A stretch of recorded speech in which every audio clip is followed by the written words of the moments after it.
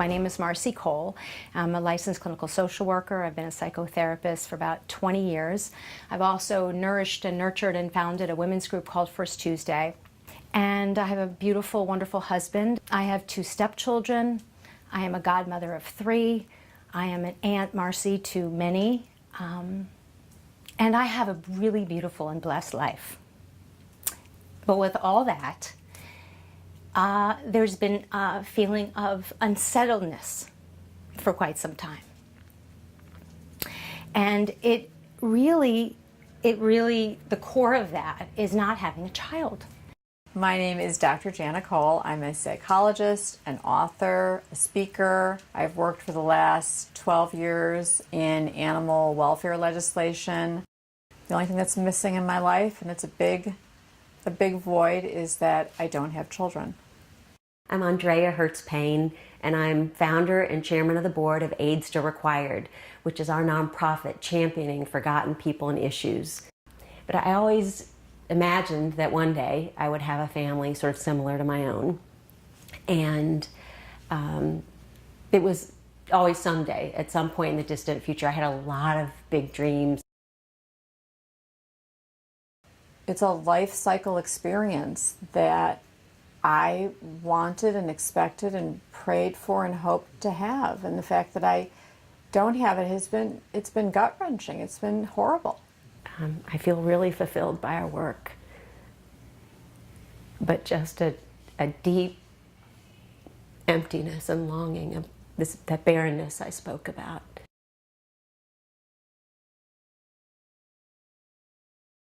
You know, I feel like all the women I know, we have so much energy and vitality, and you know, I still feel like I have everything in front of me. Now we're moving into the zone of acceptance, healing, exhale, and new possibility and opportunity. Or for the topic to be raised and acknowledged, right? It's for all women, whether they want kids or not, to participate. This is the first time that we are actually bringing a group of women together. That really represents to me the expansion of moving this vision from one that is my own to one that with whom it resonates with, so that it becomes our vision. And when we save a child, we save the world. And this movement will touch the lives of so many, and I hope that it starts a momentum and that people are inspired by these stories and that they realize anyone can be a mother at any time in their lives if that's truly their calling. What I love about this project is that it brings together everything that I believe in about the consciousness of motherhood, because motherhood is a consciousness. And it's not about a gender, it's not about the physicality of giving birth to a child, it's about your heart and it's about love. It's such a beautiful vision, and I think it has such power. So here, talking about mamas to the mamas, and just being able to have this open conversation and to have the pain out and the hope out and this conversation, I just feel so filled up. In the talking about it and in the expression of it, start to heal.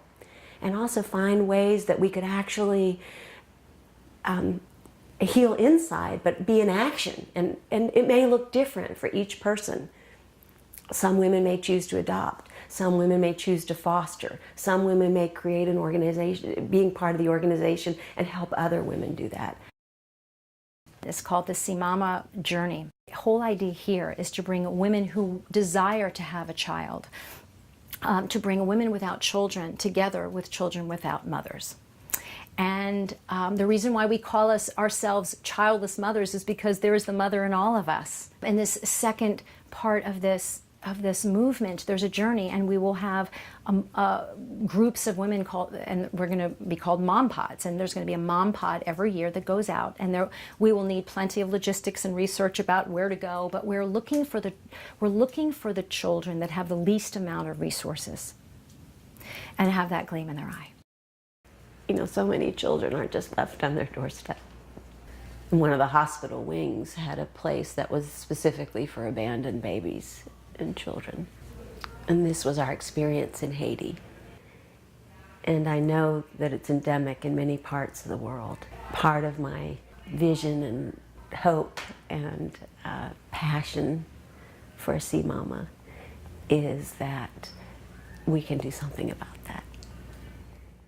We're talking about having a voice within you that says, if I feel an organic connection, cosmic match with a child on this planet, and I go to this orphanage, I'm opening my heart and my life up with the support of this organization and this community to do it. That there are children waiting for you.